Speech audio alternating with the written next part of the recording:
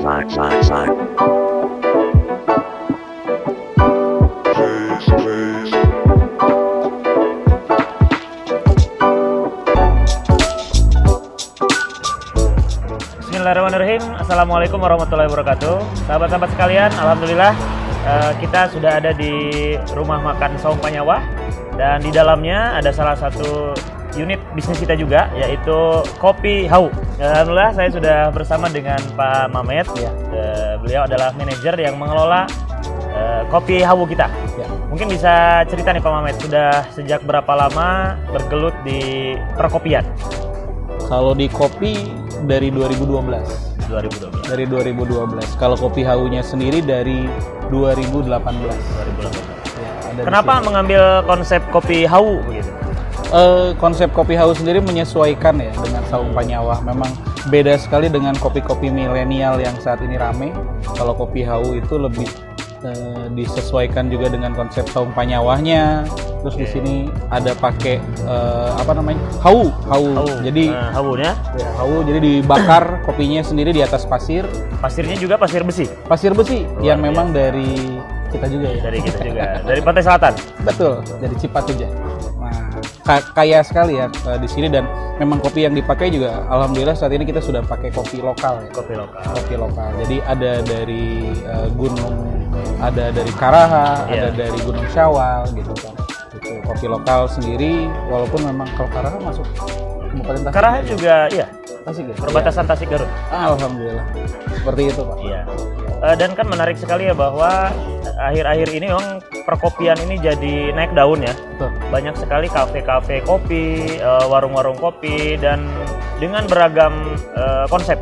Ya. Kira-kira menurut Pak Mamet sendiri, konsep unggulan dari Kopi Hau ini apa untuk bersaing dengan para penggiat kopi lainnya?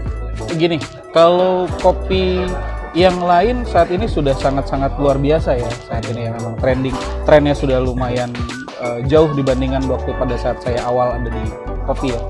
Terus juga kalau di Kopi Hau ini yang sebenarnya diangkat adalah kita mengalihkan dari orang yang tadinya biasa minum kopi sachet ke kopi yang real kopi ya, real kopi itu justru memperkenalkan lewat Kopi Hau. Jadi Kopi Hau adalah anak tangga pertama sebelum kita masuk ke kopi yang lain. Jadi kalau Kopi Hau adalah pintu pertama bagi penggemar kopi. Betul. Seperti itu, baik. Jadi kalau kopi yang lain kita langsung tiba-tiba minum kopinya tidak pakai gula. Kalau di sini kita pakai gulanya gula aren. Ya. Itu yang membedakan dari kopi-kopi yang lain yang ibaratnya diharamkan menggunakan gula. Kalau di sini kita masih mempersilahkan seperti itu. Baik. Dan juga kan bahwa akhir-akhir ini ada isu corona nih. Betul. Nah, kira-kira tantangan apa sih yang dibaca dengan kondisi hari ini? Di beberapa daerah kan sudah nggak boleh ngumpul-ngumpul. Padahal selama ini kan salah satu andalan dari warung-warung kopi atau kafe-kafe kopi kan ngumpulin banyak orang ya. Betul. Nah, kira-kira gimana sih kondisinya akhir-akhir ini, khususnya untuk Kopi Hau sendiri? Kalau memang sih cukup berdampak. Ada penurunan konsumen sekitar 25% sampai dengan 30% dengan adanya corona. Jadi ya mungkin selama ini kan Kopi Hau sendiri memang sudah ada konsep take away ya. Kebetulan lagi habis ini belum kita buatkan bungkusannya. Selama ini ada take away-nya, ada juga ada yang untuk seduh di rumah. Jadi sudah ada saset yang tinggal siap saji gitu kan. Jadi walaupun dengan kondisi kita dibatasi untuk berkumpul, sahabat-sahabat masih bisa menikmati Kopi Hau. Betul. Gitu ya kurang lebih. Betul. Kemudian target di tahun 2020 ini kira-kira mau buka berapa cabang lagi, Pak Mamet? Insya Allah ada 2 lagi, dan dua-duanya ada di Kabupaten Tasik. Ada di 2 kabupaten. Iya, kemarin udah ada pembicaraan dengan Bapak Salik ya. Oh iya. Kita akan ada join dengan Kini Bakery dan juga Kini Mart. Nanti kita akan buatkan pojok khusus untuk menikmati roti dan kopi di Kini Mart. Yang pertama di Cibuti, yang insya Allah setelah Ramadan kita akan bukakan di sana. Satu lagi ada di salah satu pom bensin baru di Cisayong. Betul. Jadi memang alhamdulillah terus berkembang ya dengan baik. Insya Allah mohon doa dari sahabat-sahabat semua, kita akan buka 2 cabang baru lagi. Nah, pertanyaan terakhir dan juga barangkali kita butuh nih masukan sebagai salah satu pengelola usaha yang ada di Kabupaten Tasikmalaya. Jadi kita punya acara ini dalam rangka mengajak masyarakat itu berpartisipasi aktif memberikan saran dan masukan kepada pemerintah. Kita ingin mendengarkan suara kata hati para masyarakat ya di bawah supaya bisa tersampaikan kepada pemerintah. Nah sekarang kita ingin mendengar dari sudut pandang pengusaha, manajer atau pengelola kopi, apa sih yang diharapkan dari kebijakan pemerintah kah? Atau misalkan kondisi pemerintah hari ini yang belum maksimal, kira-kira harapannya seperti apa? Jadi gini, kalau yang paling pertama adalah adanya, kalau untuk di kopi sendiri ya, adanya konsentrasi yang makin baik untuk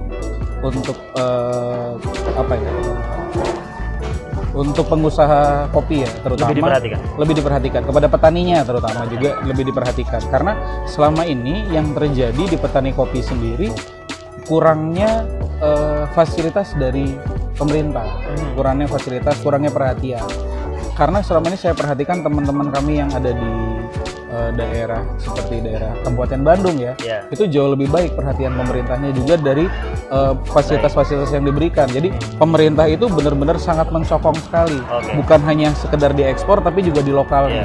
Nah itu yang kami harapkan Kabupaten Tasik kedepannya bisa seperti itu. Itu satu. Kedua, konsentrasi yang fokus juga di pariwisatanya. Jadi selama ini Kabupaten Tasik agak kurang ya kepada pariwisata, terutama misalkan gini ya, saya sendiri aja sudah banyak sekali pantai yang saya kunjungi di daerah selatan ya. Nah itu juga kurang digali. Saya harap kesana juga digali ya, wisata kopinya. Jadi kopi bisa dijadikan sebagai komoditi wisata yang baik, gitu kan, juga dengan komoditi ekspor. Betul, ekspor sudah pasti. Juga ditambah juga pariwisatanya juga kita angkat. Seperti itu sih. Ya, jadi itu sahabat-sahabat sekalian, khususnya pemerintah Kabupaten Tasikmalaya, kita dengar suara hati dari salah satu pengusaha kopi. Ya, beliau juga milenial, punya usaha untuk mengembangkan kopi lokal ya di Tasikmalaya khususnya. Kemudian ada harapan-harapan bahwa paling tidak perhatian pemerintah Kabupaten Tasikmalaya lebih lagi diberikan kepada para penggiat kopi seperti Pak Mamet hari ini. Yang pertama, harus memberikan perhatian lebih kepada para penggiat kopi di Tasikmalaya khususnya.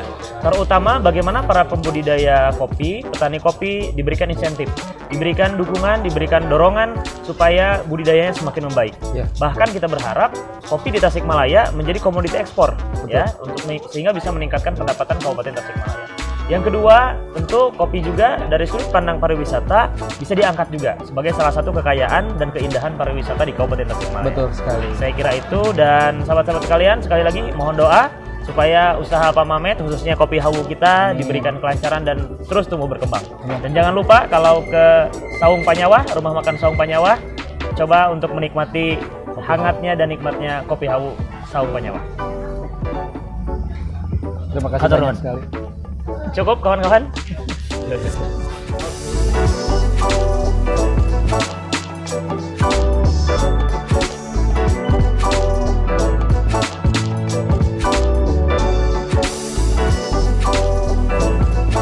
Dan alhamdulillah di samping saya ada Pak Mamet ya, yang ceria ini. Sorry ceria. Saya terlupa namanya. Itu udah bener barusan. Lanjut ya. Iya.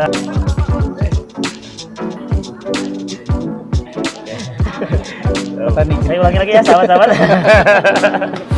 Bagian petani.